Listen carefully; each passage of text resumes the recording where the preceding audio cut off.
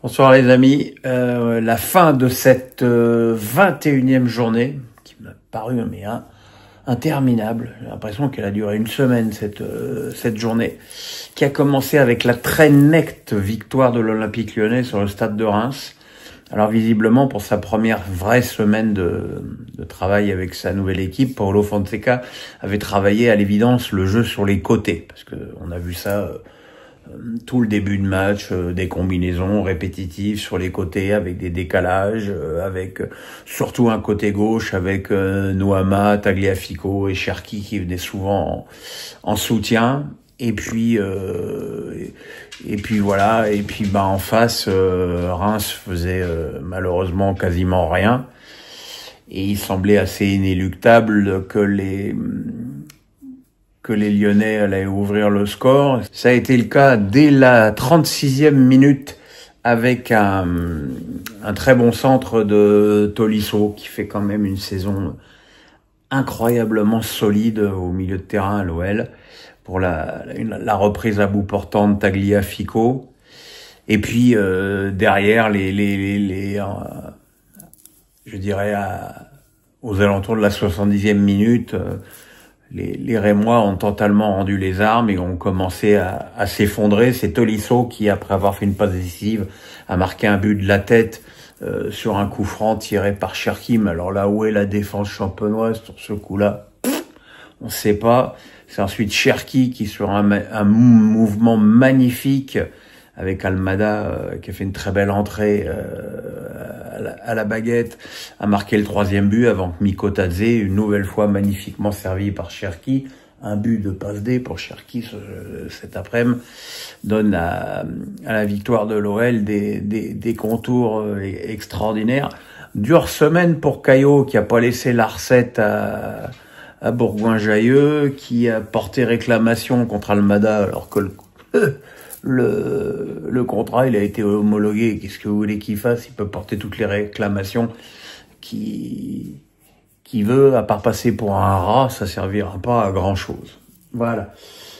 Pour les deux matchs de 17h, alors il y a eu, autant la semaine dernière, il y avait eu un Marseille-Lyon avec une première mi-temps horrible où il s'était rien passé, bis repetita avec cet Auxerre-Toulouse avec des expected goals, je crois, 0,2 contre 0,3 au repos, donc c'est-à-dire rien, quoi.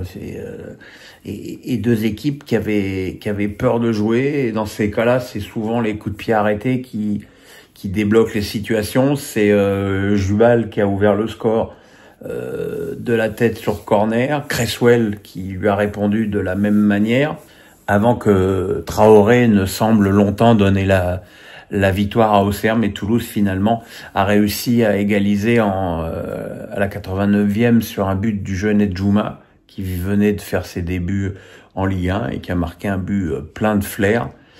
Voilà, c'est un score qui a l'avantage ni l'une ni l'autre des deux équipes, c'est deux équipes qui de toute façon font au mieux du surplace dans cette Ligue 1. Pendant ce temps-là, Strasbourg a facilement battu Montpellier 2-0 avec un but d'Emega et un but de Nanassi. Des Alsaciens qui ont été patients en première période, qui ont marqué en toute fin de première période avant de mettre une pression assez énorme sur les Montpelliérains jusqu'au deuxième but de Nanassi et après rentrer dans une phase de gestion. Voilà, c'était un match très important pour Strasbourg parce que voilà, si Strasbourg n'avait pas gagné, c'était la fin de la saison et c'était le ventre mou assuré jusqu'à la fin de la saison. Là, Strasbourg a deux matchs à jouer contre des adversaires directs pour les places européennes. Lens puis Brest à la Méno. Voilà, on verra dans deux matchs où on sera ce Racing et on verra si cette équipe peut espérer se retrouver en Europe la saison prochaine. Mais en tout cas, c'est une équipe de Strasbourg qui progresse. Il y a eu de l'argent, beaucoup d'argent dépensé par Bluco, mais c'est de l'argent bien dépensé sur des jeunes joueurs en devenir et à fort potentiel.